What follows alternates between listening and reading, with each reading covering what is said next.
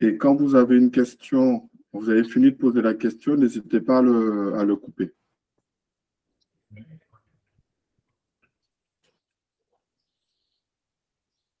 Oui, il y a Salut encore du Manu. monde qui arrive apparemment, donc j'attends un petit peu. Bonjour. Bonsoir.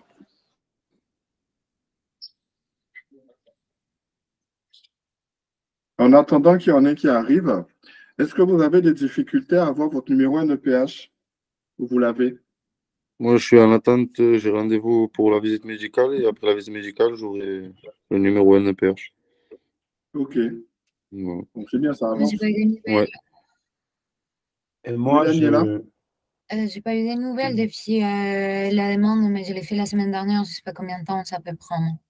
Ouais, ça prend un mois et demi à peu près. Là, en plus, on va être en période estivale. Il faut compter 2 mois à peu près. Ok.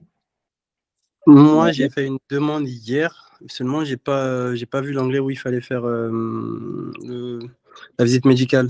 J'ai fait la demande à peine hier, donc je sais pas s'il faut que je passe la visite médicale ou pas. Alors, tu es en annulation de permis ou pas? Non, C'est ta première demande de permis? oui, Tu n'as pas de visite médicale à faire. ok, merci. La visite médicale, c'est pour ceux qui sont en annulation de permis ou en suspension de permis. D'accord. Mohamed, ok, et moi, je pense que je voulais, moi c'est juste c'est pour une précision. J'ai reçu l'attestation. En fait, vous savez, les dernières fois, je posais la question, on m'a dit de patienter. ouais? Donc, j'ai reçu l'attestation juste en haut de ma photo, c'est écrit numéro NPH. NEPH. Est-ce que Ouais. est-ce que c'est ça? C'est ça. C'est ce Oui, que je c'est voulais ça. savoir. Un numéro qui commence par 24. Exactement. Ouais, Ouais, ben c'est ça. voilà. Donc, je vais m'engager dans 3 semaines pour faire le code, Inch'Allah. Voilà, donc là, ce que tu peux faire, si tu n'oublies pas de le rentrer sur ton profil de la bonne allure. Comme ça, le moniteur, il aura ton numéro NEPH directement. Rentrer comment sur mon profil? Quand tu es sur ton profil de la bonne allure, tu cliques sur le tout petit onglet, il y a un petit crayon. Donc, tu cliques dessus, Oui. tu verras marqué NEPH. Et là, tu rentres ton NEPH et tu le valides en appuyant de nouveau sur le petit crayon vert. Super. OK. Voilà. C'est noté. OK. Alors, on va commencer.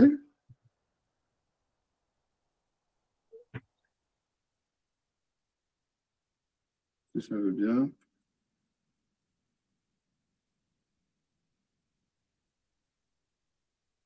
Ah, il y a des gens encore qui arrivent.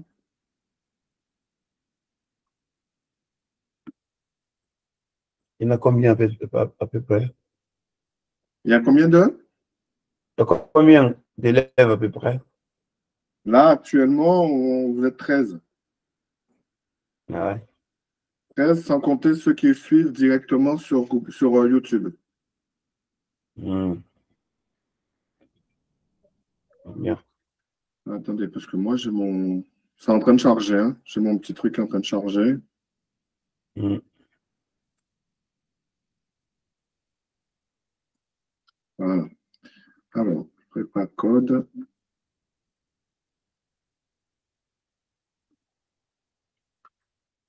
C'est bon, est-ce que vous voyez tous mon écran? Oui. OK. Oui. Oui.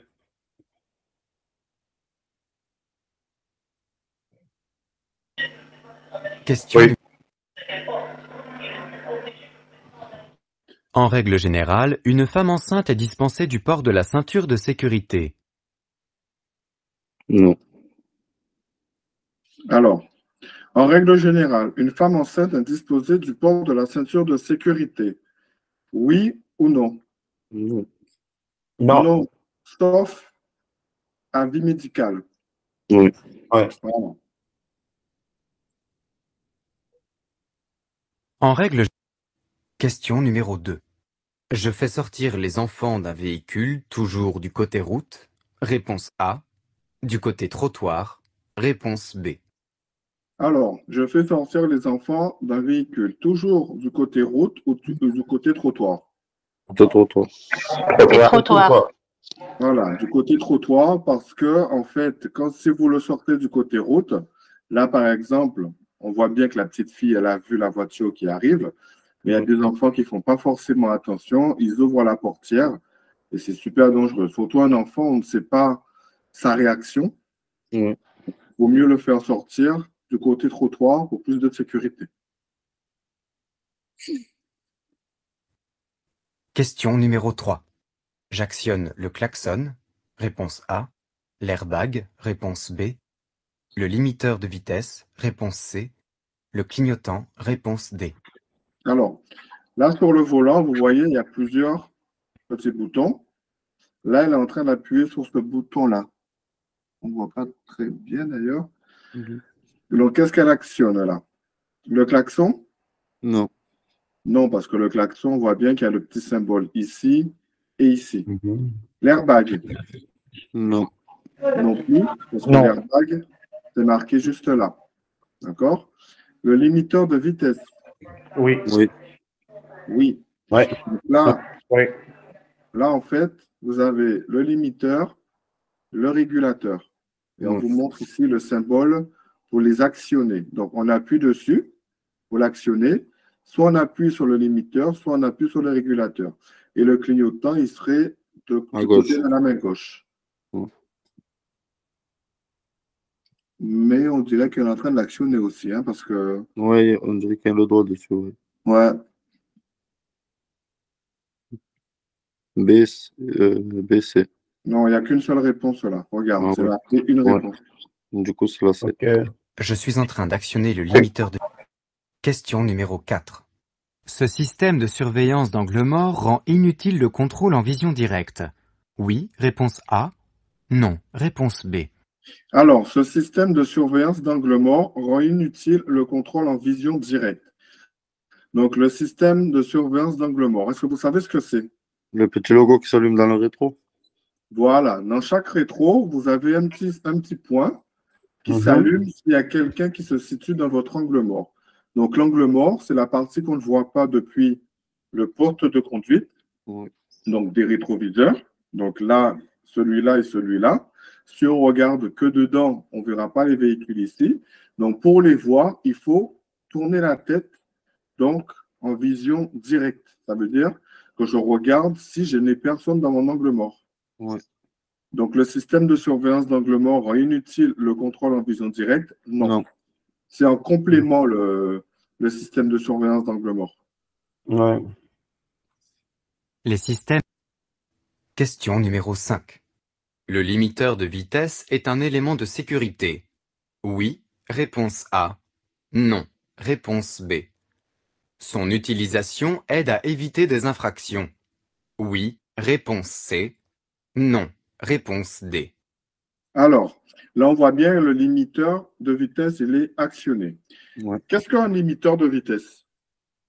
La voiture ne dépasse pas la limite qu'on lui a fixée. C'est ça. Donc, par exemple, si vous mettez votre limiteur à 50 km/h, vous aurez beau appuyer sur l'accélérateur, la voiture, elle ne dépassera pas les 50. 50 km/h. 50. Voilà. Le régulateur, c'est quoi? Il reste à la même vitesse, sauf que si on appuie, ça accélère et quand on lâche, ça revient à la régulation. Soit on freine et après, elle réaccélère toute seule la voiture.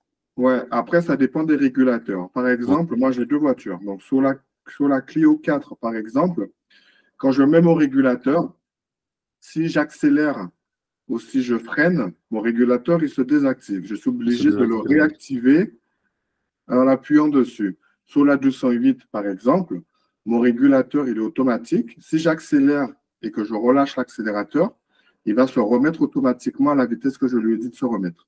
Ouais. D'accord? Donc, le limiteur de vitesse est un élément de sécurité, oui ou non? Oui, peut-être, oui. Oui. Oui. La réponse A. Vous dites oui. Son utilisation aide à éviter les infractions. Oui. Oui. Vous dites Assez. oui. Le limiteur est un dispositif de sécurité. Question numéro 6. Donc là, vous voyez, L'aide au il y a freinage plusieurs d'urgence AFU se déclenche uniquement en cas de fort freinage. Oui, réponse A. Non, réponse B.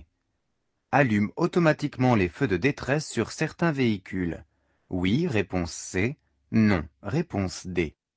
Alors, Ouais, l'AFU, ça veut dire aide au freinage d'urgence. Est-ce qu'il se déclenche uniquement en cas de fort freinage? Oui. Non. Oui. La réponse, non. Oui. Est-ce qu'il allume automatiquement les feux de détresse sur certains véhicules? Oui. Oui. Quel véhicule? Oui.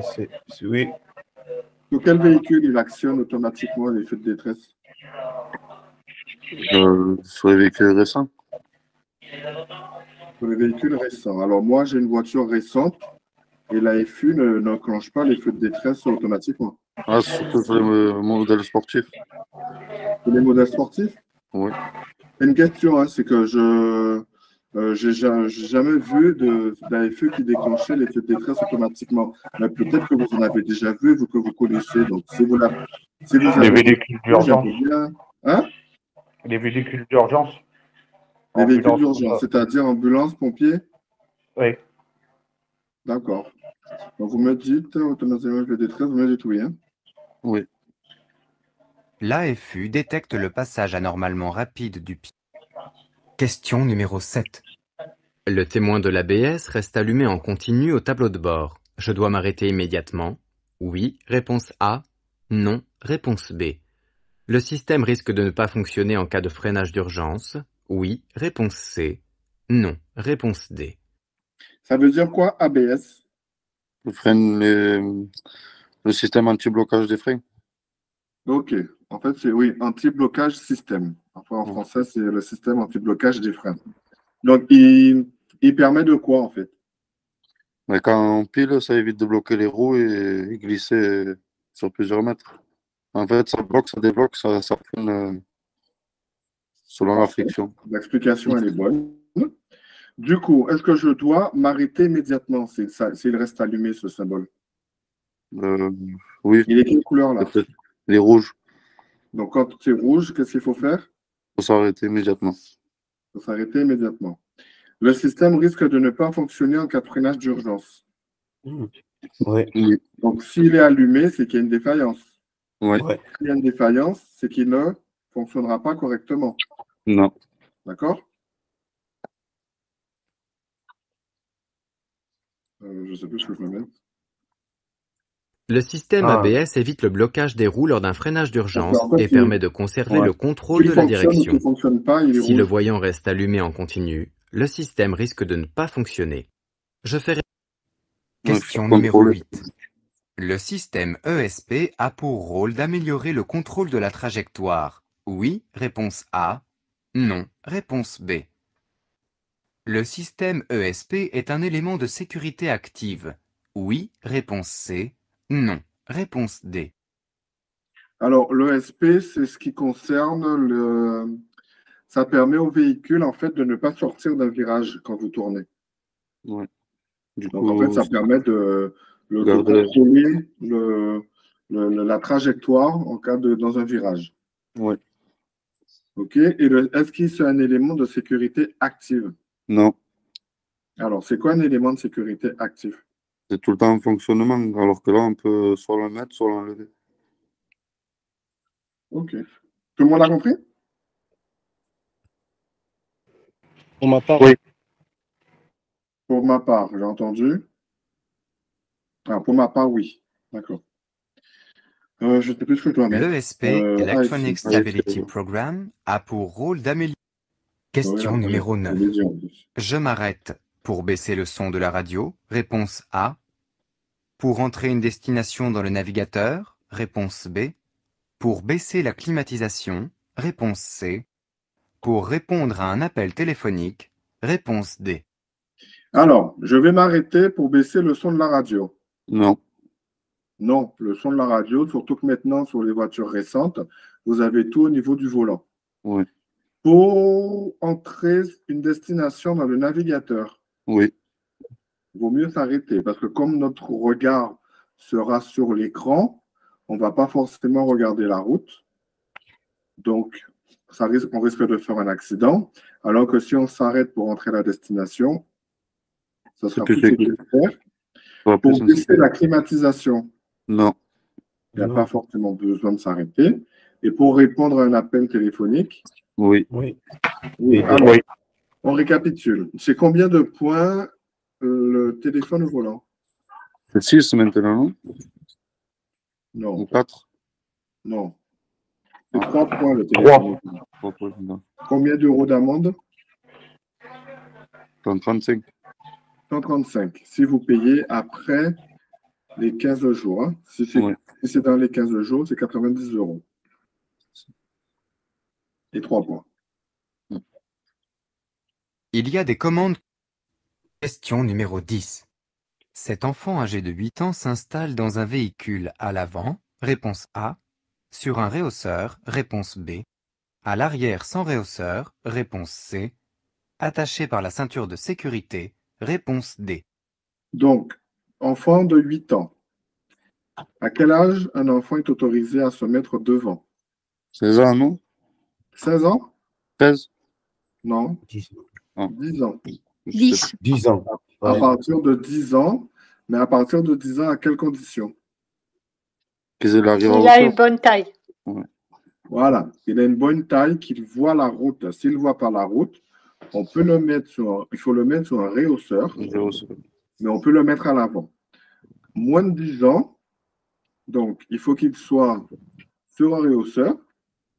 Et attaché par la ceinture de sécurité. Et attaché par la ceinture. Parce que si on le met sans réhausseur, la ceinture, elle n'aura pas d'effet en cas d'accident. En fait, c'est comme si elle n'aura pas la ceinture. Ouais, elle sera plus dangereuse que sécurisante. Voilà, donc il risque soit de l'étrangler parce que la ceinture va passer au niveau de la gorge. Et si vous avez un accident, ça peut le tuer. Une enfant de cet âge voyage à la... Sur ces questions-là, est-ce qu'il y a des questions? Non. Non. Non. C'est tout clair? Ouais. Ok, alors, on va faire une autre série. Question numéro 1. Je fais fonctionner mon moteur quelques minutes à l'arrêt avant de partir. Oui, réponse A. Non, réponse B. Alors, est-ce qu'on fait fonctionner le moteur quelques minutes à l'arrêt avant de partir? Non. Pour quelle raison? Parce que ça consomme de l'essence. Ça consomme de l'essence. Si ça consomme de l'essence, ça veut dire que ça pollue. Ça pollue, oui. Voilà. Donc, comme maintenant, vous savez, en 2024, on est à fond dans l'écologie. Ouais. Donc, on évite d'allumer sa voiture quelques minutes avant de partir. Tout le monde le fait, hein, je vous le rassure. Ouais. L'hiver, c'est plus agréable de rentrer dans une voiture chauffée que le pare-brise est dégivré pour pouvoir partir. Mais normalement, il ne faut pas le faire. Laissez. Question numéro 2. L'utilisation de ce parking réduit le trafic urbain. Réponse A. Limite les émissions polluantes. Réponse B. Le tarif est diminué pour les utilisateurs du transport en commun. Oui, réponse C. Non, réponse D. Alors, l'utilisation de ce parking. Donc, c'est quoi ce parking? C'est un parking relais. Relais. Qu'est-ce qu'un parking relais? Un parking proche, mais pas dans les centres-villes. Voilà. Un parking où on peut laisser les voitures et puis reprendre le bus. Voilà. Le tram ou le bus. Un parking qui est à proximité des arrêts de bus. Proximité des arrêts de bus, oui. En hors agglomération. Donc, ça permet de réduire donc, le trafic urbain, donc de réduire le trafic en centre-ville. Ça permet du coup, comme il y aura moins de voitures, donc de limiter les émissions polluantes. La pollution, oui. Et le tarif, effectivement, il sera diminué pour les utilisateurs du transport en commun. Parce que c'est pour encourager les gens à utiliser les parkings relais pour pouvoir aller en ville. En bus, en Ouais. tram, en train, en tout. Voilà. AC. Ah. Ce parking, en périphérie Il y de a celui-là certaines et villes, celui-là. hein. incite à prendre les transports en Ok. commun. Question numéro. En cas de pic de pollution, le non-respect des restrictions de circulation m'expose à une immobilisation du véhicule, réponse A, une amende, réponse B, une confiscation du véhicule, réponse C.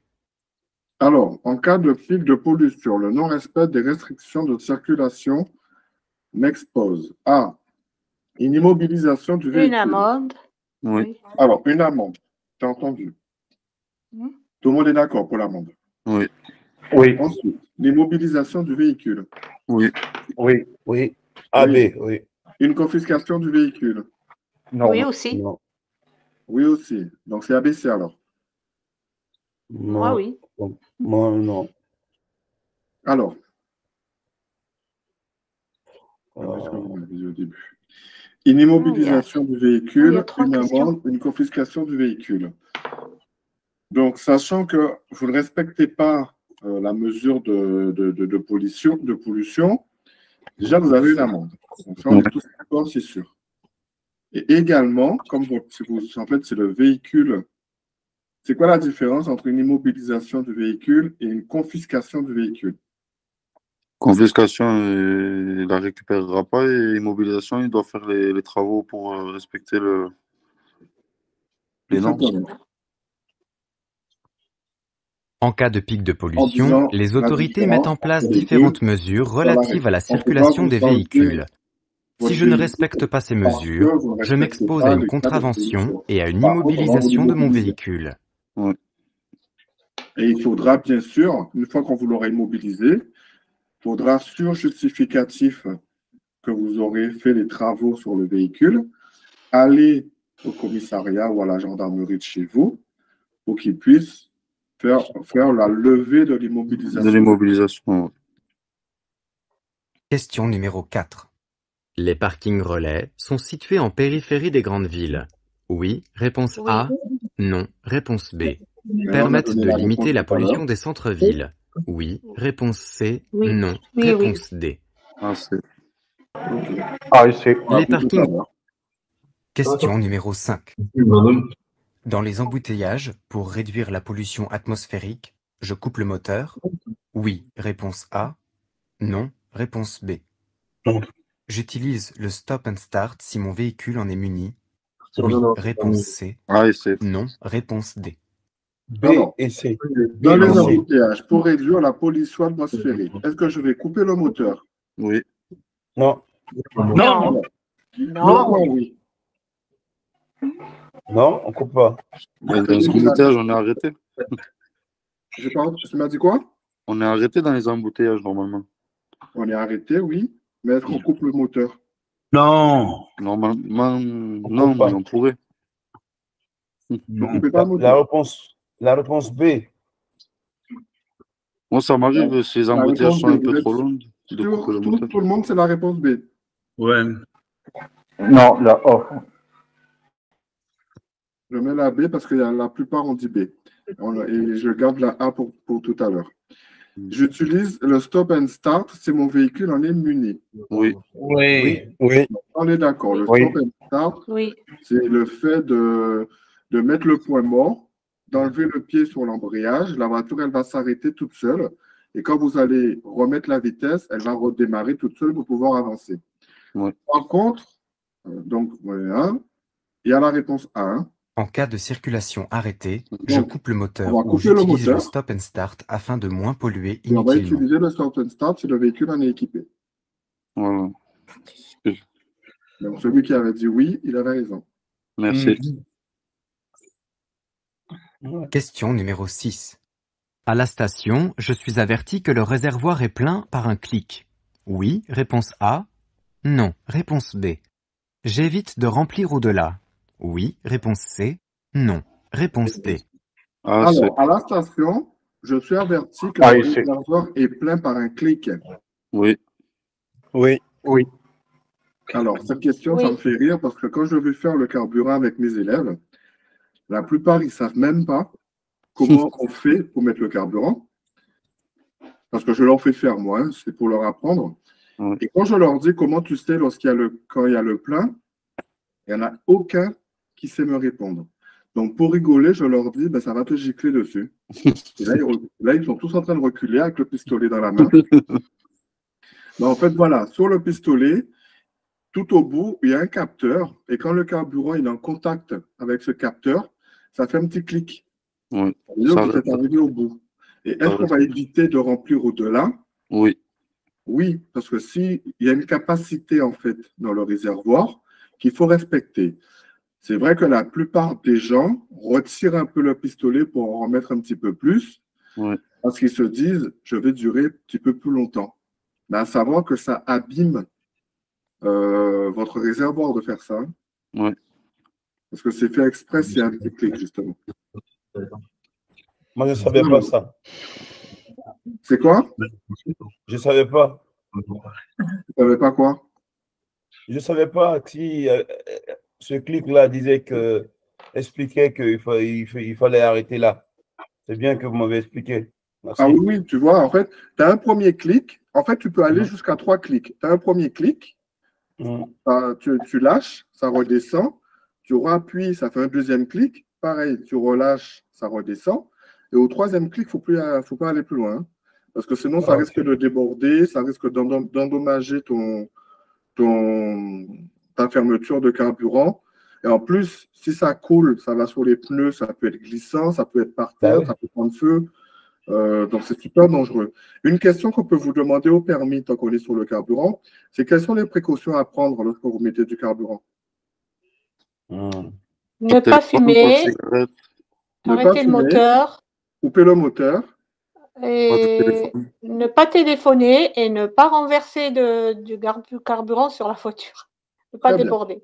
Pourquoi ne pas téléphoner? Ça fait quoi? Les ondes. Les étincelles du téléphone, ils peuvent faire du feu. C'est les ondes. Les ondes, ouais. ça peut faire une flamme. Une flamme, oui. Voilà. Après, c'est vrai que ça m'est déjà arrivé. Ça me choque hein, quand je vois des gens qui sont à la station et qui sont au téléphone. Quoi. Ouais. C'est déjà arrivé hein, qu'à cause du téléphone, que la voiture elle prenne feu. Hein. Oui, les vapeurs et les ondes, ça crée des flammes. Bon, je sais pas, moi j'ai déjà mon permis. Hein. J'ai déjà, je veux dire, mon code. Ah ben c'est bien, ça fait un petit rappel. Oui, voilà. Là, oui, moi aussi, je l'ai aussi. Ben voilà, donc c'est bien de réviser. Ben oui, parce que c'est vrai que j'ai beaucoup d'élèves qui ont le code, mais une fois qu'ils sont dans la voiture, ils oublient le code. Voilà. Là, je vais passer mon permis bientôt, mais c'est vrai que je suis averti que le réservoir est plein par un clic. Voilà, oui, ben, clic. Question numéro 7. Une pression des pneus insuffisante fait augmenter la consommation en énergie. Oui, réponse A. Non, réponse B. Donc là, c'est logique. Hein. Une pression des pneus insuffisante fait augmenter la consommation en énergie. Oui. Oui. Oui, parce que forcément, les pneus sont... La pression est insuffisante, donc la voiture, elle va forcer plus. Oui. Consommer plus. Lorsque la pression des pneus est insuffisante. Question numéro 8. Pour économiser du carburant, je roule toujours sur le rapport de vitesse le plus bas. Réponse A. Je démarre en seconde. Réponse B. Je choisis toujours le rapport de vitesse le plus adapté. Réponse C. Alors, réponse C, le plus adapté. C'est ça. Réponse C, le plus adapté. À savoir que maintenant, on pratique beaucoup l'éco-conduite. Donc, l'éco-conduite, c'est plus je vais passer mes vitesses rapidement, moins je vais polluer, moins je vais utiliser de carburant. Ouais. Donc, l'éco-conduite, ça vaut 1 point au permis pour celles qui passent le permis là, dans quelques jours. Donc, pense-y à ça. Hein. Je passe mes vitesses rapidement avec l'allure adaptée, bien sûr. Il ne faut pas dire je suis en 5e à 3 km/h. Hein. Ouais. Tu adaptes tes vitesses par rapport à ton allure et tu verras que tu feras de l'éco-conduite. Et en fait, tu iras au carburant beaucoup moins souvent que si tu ne l'adaptes pas. Ouais. Le choix des... Question numéro 9. En cas de pic de pollution, je respecte la limitation de vitesse indiquée sur les panneaux à message variable. Oui. Réponse A. Non. Réponse B. En cas de non-respect de cette signalisation, je peux être sanctionné. Oui. Réponse C. Non. Réponse D. Alors, en cas de pic de pollution, est-ce qu'on va respecter la limitation de vitesse qui est indiquée sur les panneaux? Oui. Oui. Si elle est là, c'est pas pour rien, pas pour faire Oui. joli. Donc, si on dit qu'il faut être à 50, on essaie de rouler à 50. Oui. D'accord? Et en cas de non-respect, est-ce qu'on peut avoir une sanction? Oui. Oui. Oui, c'est parce que si on roule plus vite, ça peut être considéré comme un excès de vitesse. Avec ces Ouais. Donc, il suffit que les forces de l'ordre ils se mettent, par exemple, sur l'air qui est juste là, avec le Mhm. radar, ils le règlent à 50. Si vous passez trop vite, vous vous faites flasher. Oui. En cas de pic de pollution. Question numéro 10. Le fonctionnement de la climatisation entraîne une augmentation de la consommation de carburant. Oui. Réponse A. Non. Réponse B. Une augmentation de la pollution. Oui. Réponse C. Non. Réponse D. Alors, le fonctionnement de la climatisation, est-ce que ça entraîne une augmentation de la consommation de carburant? Oui. Oui. Oui, parce que on met la clim, donc la clim va utiliser de l'énergie de la voiture. Qui dit énergie dit carburant. Et ça, est-ce que ça va augmenter la pollution? Oui. Non. Oui ou non? Non. Non. Non. Non? Le fonctionnement de la climatisation entraîne une surconsommation d'énergie et donc une augmentation de la pollution. Je dois l'utiliser de façon rationnelle. Voilà. Donc, clim égale plus de consommation, plus de pollution. À partir du moment que vous consommez, il faut toujours penser que vous allez polluer.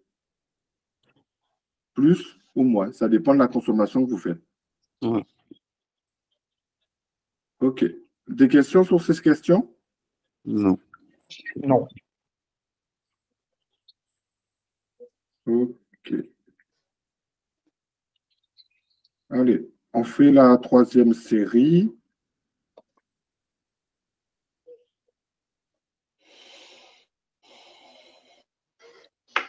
Question numéro. Pour dépasser un piéton, je dois laisser un intervalle latéral de sécurité. En agglomération d'au moins 1 mètre. Réponse A. 2 mètres. Réponse B. Hors agglomération d'au moins 1,50 m. Réponse C. 2,50 m. Réponse D. Alors, pour dépasser un piéton, je dois laisser un intervalle latéral de sécurité en agglo d'au moins 1 mètre ou 2 mètres. 1 mètre. 1 mètre. La réponse A et C. Et hors agglomération? 1,50 m. 1,50 m. Quand on est piéton, on aime bien que les conducteurs s'éloignent le plus possible quand ils dépassent. On laisse au moins 1 mètre en ville et 1,50 m hors agglomération. Alors, on laisse bien 1 mètre et 1,50 m, hein, parce que en leçon, les élèves, ils ne laissent pas 1 mètre. Hein. Ils laissent au moins 6 mètres et 18 mètres hors agglomération. Donc, il faut savoir évaluer le 1 mètre et le 1,50 m. Ce n'est pas grand-chose. Hein. En fait, il n'y a même pas besoin en fonction de la route, parce que si c'est une route étroite, c'est différent. Mais là, par exemple, ils n'ont même pas besoin de franchir la ligne du milieu pour avoir les 1 mètre de distance. Ouais. Question numéro 2. Mon regard se porte principalement en zone A. Réponse A. B. Réponse B. C. Réponse C. Alors, pourquoi B? Quand on ne voit pas La ce qui peut zone B. sortir derrière le camion. La zone B, ouais. On ne voit pas ce qui se passe devant le camion. C'est ça. Mon regard se porte sur le danger. Question numéro 3. Cette action m'oblige à quitter les yeux de la route. Oui. Oui. Réponse A. Non. Réponse Oui. B. Est dangereuse. Oui. Oui. Réponse C. Oui. Non. Réponse D. Alors, effectivement, là, on voit qu'il est en train de composer un numéro de téléphone. Donc, déjà, le fait d'appuyer sur son écran, on va quitter la route des yeux. Exactement. Donc, on oblige à quitter la route. Oui. Est dangereuse? Oui, Oui. parce qu'il suffit qu'il y ait un véhicule devant nous qui freine et qu'on ne fait pas attention. Accident. Ouais. Pour voir les touches sur les... Question numéro 4. Je me prépare à dépasser. Oui. Réponse A. Non. Réponse B. Dans cette situation, l'usage du clignotant est facultatif. Oui. Réponse C. Non. Réponse D. Alors, je me prépare à dépasser. Oui ou Oui. non? Oui. Non. Alors, pourquoi oui? Le camion, il arrive devant, il n'y a personne derrière qui arrive dans l'angle du Ok. rétro. Alors, là, on est sur quel genre de route? Voie rapide. Autoroute. Sens On est sur unique. une Autoroute. autoroute. Le camion, il est limité à combien sur la voie rapide? 90. 90. Il y a 80. 90. Et nous, on roule à 113. 113. 113. D'accord? 110.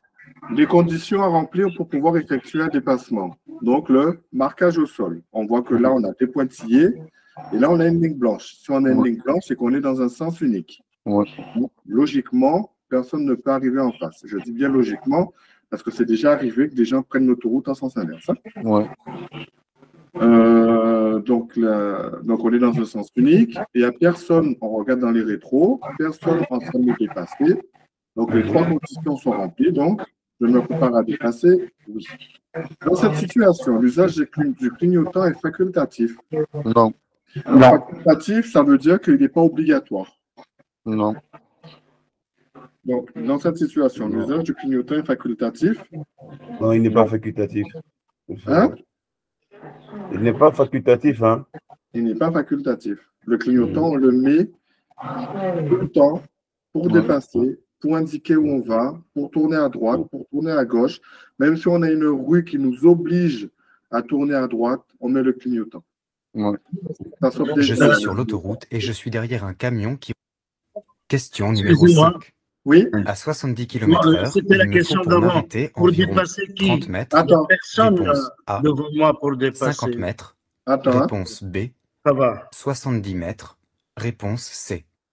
Alors, avant de répondre à la question, tu notes ta question pour la question d'avant et on Oui, reviendra dessus après. très bien. OK? Merci. Enregistre-la, note-la quelque part et on revient dessus après. Très bien. Alors, à 70 km/h, il me faut pour m'arrêter environ 30 mètres, 50 mètres ou 70 mètres. 50. Pourquoi 50? C'est 50 mètres, c'est 7 x 7. Ouais. Alors, cette fois, on multiplie donc Par 3. Par 2. Par 2, ouais. par 2. J'ai entendu 7 fois 7. Par 7. 7 x 7. On multiplie 7 par lui-même. Voilà. si vous voulez. Dans les 70, là, on va prendre le premier chiffre, le 7, qu'on va multiplier par lui-même. Donc, 7 fois 7, 49. 49. 49. Donc, on va laisser 50 mètres. Environ 50. Voilà, vous voyez, 70 fois 7, donc ils prennent le premier chiffre, le 7. Pour multiplient par calculer 7, de manière ça fait 49. approximative la distance. Question numéro 6. C'est important. Alors, en cas de contrôle, je présente obligatoirement mon permis de conduire. Oui. Oui. Oui.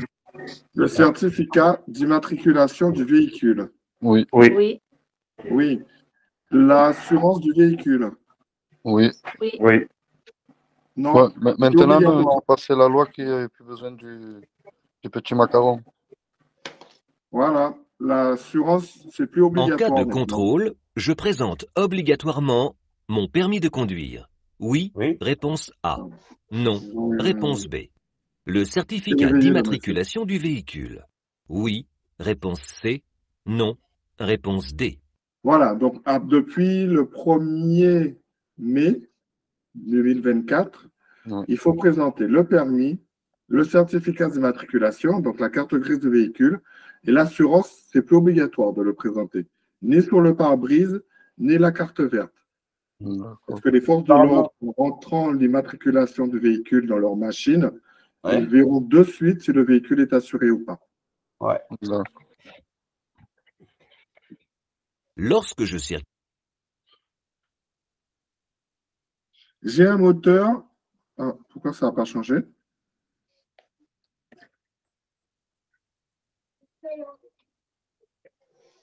Ouais. Je vais attendre que ça change. Je crois que la série, elle bug.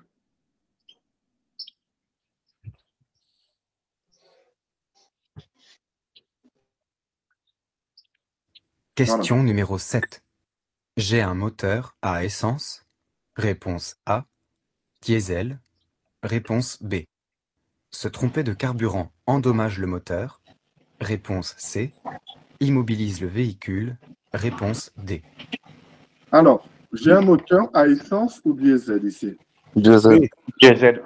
Voilà, gasoil, ça correspond à diesel. Si vous avez fait attention, quand vous faites, pour ceux qui ont le permis, en fait, qui ont eu le permis et qui sont en annulation, quand vous avez fait le plein ou quand vous faites le plein avec votre moniteur, et maintenant, il y a des chiffres ici. C'est marqué B7, c'est marqué, il y a des E5. chiffres et des lettres. E5. Vous avez fait attention ou pas? Oui, oui. Voilà, donc le B7 correspond au diesel. En fait, c'est une norme européenne. Pour tous les pays de l'Union européenne, ils ont fait la même chose pour que les gens ne se trompent pas dans leur carburant. Donc le diesel, c'est B7. L'essence, c'est. Je me rappelle plus. 85. Ouais, c'est Le marqué 95, mais il y a une lettre et un chiffre aussi, je ne sais plus c'est quoi. C'est quoi le bouchon bleu à côté ici? La D-Blue. Ok, la D-Blue, il sert à quoi? Pour polluer moins. Pour polluer moins. Donc la D-Blue, il faut le mettre à peu près tous les 10 000 km. Ça se mélange au carburant et ça permet de moins polluer. Ok. Donc j'ai un véhicule à moteur. C'est quoi la D-Blue, s'il vous plaît? C'est une essence ou un produit C'est comme de l'eau déminéralisée. Hein? C'est comme de l'eau déminéralisée. Ah, c'est comme de l'eau, d'accord. Voilà. Oui, et c'est pour le diesel seulement ou bien pour l'essence aussi? Les deux. Les deux, ouais. Les deux, on met ce produit pour les deux? Oui. Quand vous allez acheter votre véhicule, en fait, c'est des véhicules neufs, hein, les véhicules anciens, ils n'ont pas trop la D-Blue. Maintenant, les véhicules neufs, ils mettent la D-Blue pour justement éviter que les voitures elles polluent de trop. D'accord. Donc, en fait, ça se mélange au carburant. Et par exemple, si vous n'avez plus d'AD-Blue, ça va vous dire, attention, dans 2000 km, il n'y aura plus d'AD-Blue, le véhicule ne redémarrera plus. Oui. C'est ma sécurité. Voilà. Et se tromper de carburant, est-ce que ça endommage le moteur? Oui. Oui, oui. Ah, mais, oui. Et ça immobilise le véhicule? Oui. On roule un peu, mais ça l'arrête à un certain moment. Pas forcément, mais oui. Oui, ça mobilise le véhicule. Ah oui, oui, hein. Ça immobilise. Hein. Moi, je connais des gens qui se sont trompés de carburant, le véhicule, il a fait 2 mètres. Hein. Oui, oui, voilà. Oui. Après, Excusez-moi. Oui. Je ne sais pas si ça endommage le moteur, mais moi, j'ai eu le même problème. Et donc, c'est la pompe à essence qui est morte. C'était une voiture à injection, une Golf, une GTI à essence. J'avais mis du gasoil au lieu de l'essence. Et que dès que j'ai démarré, donc la pompe, elle est tombée en panne, voilà. Après, Oui, j'ai pas roulé pour savoir si le moteur lui-même serait endommagé ou pas, parce qu'à peine 50 mètres, j'ai fait 100 mètres et après, tout d'un coup, donc voilà, et puis j'ai découvert que c'était du gasoil que j'avais mis et non pas de l'essence. Mais j'ai dû changer la pompe. Là, peut-être le moteur. Là, peut-être que c'était. Non, j'ai vidé. Après, c'est compliqué parce qu'il faut vider le réservoir, il fallait le nettoyer, le démonter, le nettoyer avec des produits. Ils l'ont laissé 2 jours pour que ça sèche complètement, puis remonter. Mais c'est d'un coup, en plus, le coût, c'est dans les 1400, 1500 euros. Ouais, c'est super cher. Hein, c'est pour ça qu'il faut faire super gaffe quand vous mettez le carburant, ne pas vous tromper. Hein. Ouais. J'ai un moteur diesel qui fonctionne au gazole. Ça endommage Se tromper le moteur. de carburant endommage le moteur et immobilise le véhicule. Pourquoi j'ai appuyé sur C, j'ai pas fait exprès. Et pourquoi j'ai mis A? Enfin bref. Question suivante. Là, c'est par erreur. Hein. Ouais, je clique sans faire attention en fait. Ouais, il y a un bug sur le site.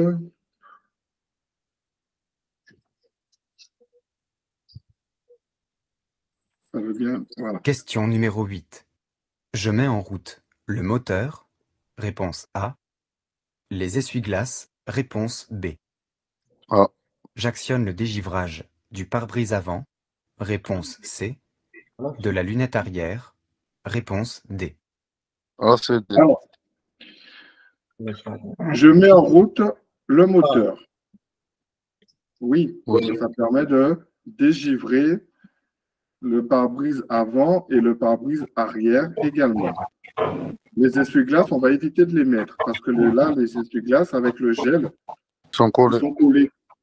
On va Si les vous abîmer, mettez vos essuie-glaces en même temps, ça risque de les abîmer, voire de les casser même. Moi, ça m'est arrivé une fois sur mon ancienne voiture. J'ai mis les essuie-glaces en même temps que je dégivrais le véhicule. Et l'essuie-glace, il est resté sur place. Il s'est plié en deux, il fallait le changer. Ouais.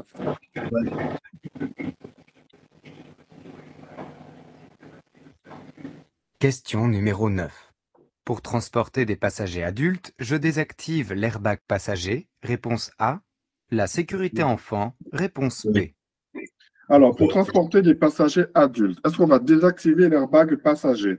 Non. Non. Non. L'airbag, c'est une sécurité. En cas de choc, l'airbag se déclenche, la personne est en sécurité. À combien de km/h l'airbag sort de son habitacle?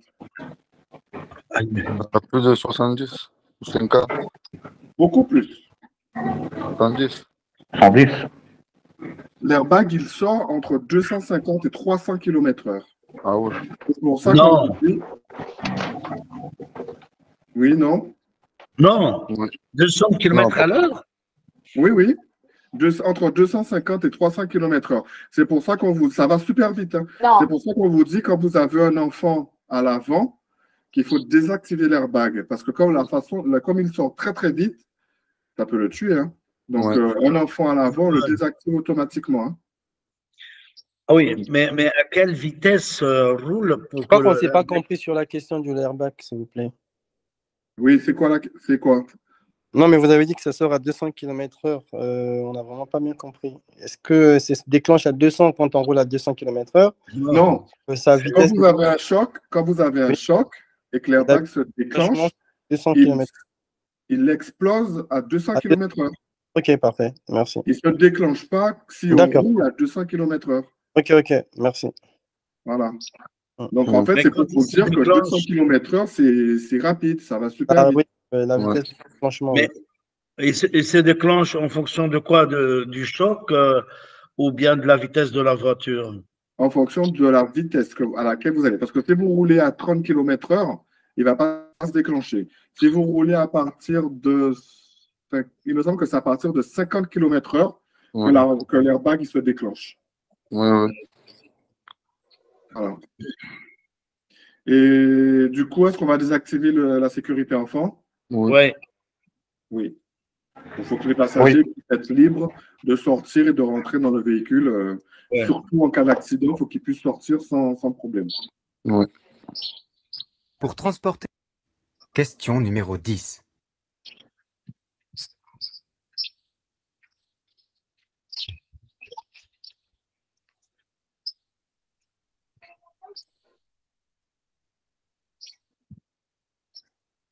Elle ne veut pas. Ça va venir.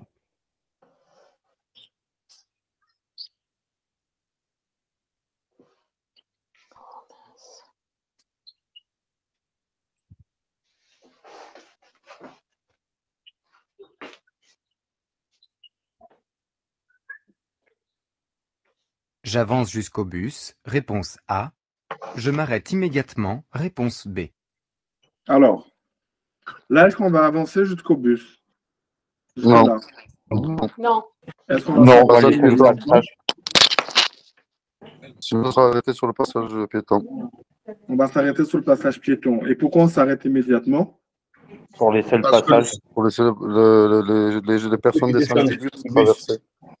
Non, Et parce que surtout le bus, là, il va. le bus, il a son clignotant Il a accéléré. à Ouais, gauche. là, Ça veut dire qu'il sort de son stationnement. Ouais. On est en agglomération. En agglomération, les bus, ils sont prioritaires. Ouais. Donc, on va s'arrêter pour le laisser passer. Ouais. Les véhicules devant sont arrêtés au feu de passage de tramway. Je m'arrête immédiatement afin de laisser libre le passage pour piétons. Alors, il y avait une question. C'est la 5e, je crois. Alors, attends, je vais voir si je peux revenir dessus. C'était celle-là. Ah oui, mais non, c'est une série de. C'est une série. C'était quoi ta question par rapport à la question?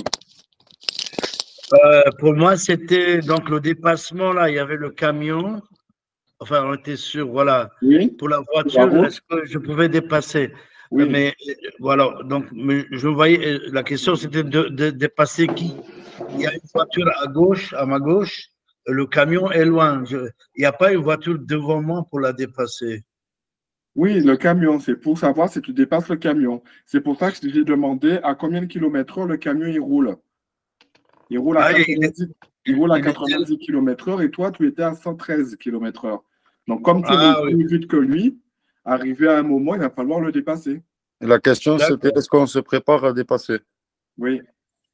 Oui, ok. Ok, alors. Donc, à partir de la semaine prochaine, ce sera des séries de 40 questions. Ouais. C'est chiant, ça. Ce sera des. Alors, on avait une série de 40 questions tout de suite là, ou bien on a fini avec ça? Non, là, on a fini là. Mais à partir de lundi, on fera une série de 40 questions en mode examen. D'accord. Pour voir un petit peu le nombre de fautes que vous faites si on avait fait un excès, vous aviez passé votre code. J'avais une question, c'est toujours 3 fautes maximum? Non, c'est 5 fautes. Ça n'a jamais été 3 fautes. 5 fautes. Ça n'a jamais été. Moi, quand j'ai passé le. 14 ans, c'est 5 fautes. Et quand j'ai passé mon code il y a 22 ans, c'était déjà 5 fautes. Ah, parce que moi, je l'ai passé la première fois, c'était 3 fautes. Non. Le permis B? Oui, pour permis B. Tu as peut-être fait 3 fautes, mais c'est 5 fautes. Ça a toujours non, été moi, il me disait le moniteur, 3 fautes, tu l'as, 4, tu l'as pas. Du coup, quand je l'ai eu, j'ai pensé avoir fait 2 ou 3 fautes. Donc, je pense qu'il t'a dit ça pour que tu puisses bosser ton code, en fait. Pas possible, parce que je l'ai eu, mais je pensais avoir fait 2 ou 3 fautes. D'accord.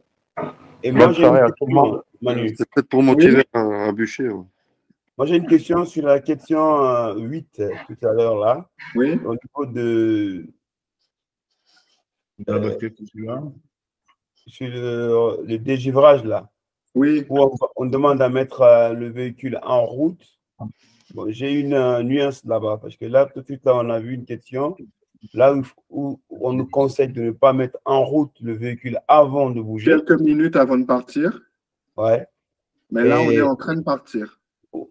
Là, la différence est là, on est en train de partir. Voilà.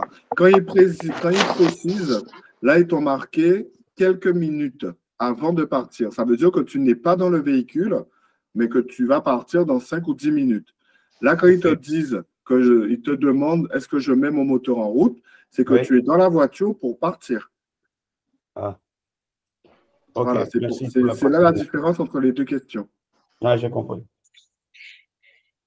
OK. Est-ce qu'il y a d'autres questions sur le code? Non. Sur vos heures de conduite? Non, moi, tant que je n'aurai pas le numéro NPH, je ne pourrai pas réserver les heures. Tu peux déjà faire 1 heure, hein? Oui, j'ai vu qu'il y avait 1 heure où on pouvait. Ouais. Après, il faut attendre le NPH pour faire les autres heures. Je prendrai rendez-vous pour la faire, oui. J'avais une question dans le même ordre. Est-ce qu'il faut il faut vraiment avoir le numéro pour faire le reste des heures? Oui. En fait, c'est interdit de vous faire des heures de conduite si vous n'avez pas votre NPH. On peut faire que l'heure d'évaluation, donc la première heure. D'accord. Ok, merci. Parce qu'en cas de contrôle, en fait, il faut qu'on puisse justifier que tu es bien inscrit dans une auto-école pour passer tes heures de conduite avec le numéro de permis. Parce que le numéro NPH, c'est ton futur numéro de permis. D'accord, merci. Moi, du coup, comme j'ai plus de permis parce que j'avais plus de points, est-ce que c'est le nouveau qu'ils vont créer ou je garde le même? Non, tu vas garder le même numéro NPH, sauf qu'il va être réactualisé. D'accord. Et ça sera à 6 points. Et ce sera un permis à 6 points. Oui. Chaque année, on prendra les 2 points. Voilà. Sauf si vous faites la conduite accompagnée ou c'est 3 points. D'accord. Après, vous pouvez faire aussi le post-permis. C'est Au bout de 6 mois de permis, vous faites le post-permis qui vous permet d'avoir tous vos points. Hein. D'accord. Alors, Ok. OK? Ouais. Pas de questions? Non. OK. Bon, ben écoutez, si j'ai un permis de notre pays, alors il y a une question de Daniela. Elle est où la question de Daniela? Daniela, est-ce que tu peux me poser ta question? Alors, hein, je dois faire quand même les 20 heures de conduite. Alors, si tu as un permis étranger, les 20 heures de conduite ne sont pas obligatoires. Voilà, je ne sais pas si j'ai répondu à ta question. Oui, c'est ça. Merci. C'est bon? Si on est résident en France et on a un permis étranger, on est dispensé de la conduite? Non. Si vous avez un permis étranger, vous n'êtes pas Oui. soumis aux 20 heures obligatoires. Mais si on est naturalisé français, c'est mon cas. Moi, j'ai perdu les 12 points, mais j'ai un permis aussi dans mon pays d'origine, au Liban.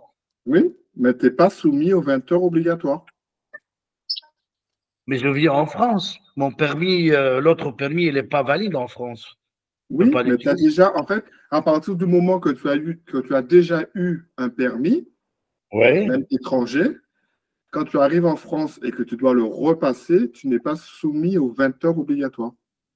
Ouais. Tu peux faire Non. 10 heures et passer ton permis. Exact. Ce que j'ai fait, moi, je dois repasser le code et 10 heures. Tu dois repasser le code, oui, et tu n'es pas obligé de faire les 20 heures. Moi, je dois faire 10 heures pour récupérer mon permis, c'est tout. Voilà. Parce que j'ai déjà Oui, parce été que toi, tu es titulaire. en annulation de permis. Oui, j'ai Et déjà moi été et il faut titulaire. passer un examen ou pas? Ah, il faut passer le code et la conduite. Ah, d'accord. En fait, vous passez le code comme tout le monde, c'est obligatoire. Et par contre, si vous avez déjà un permis étranger, les 20 heures ne sont pas obligatoires. Si vous êtes en annulation de permis, les 20 heures ne sont pas obligatoires. À partir du moment que vous avez déjà eu un permis, vous n'êtes pas dans l'obligation de faire les 20 heures. Contrairement à quelqu'un qui n'a jamais eu un permis. Ben oui.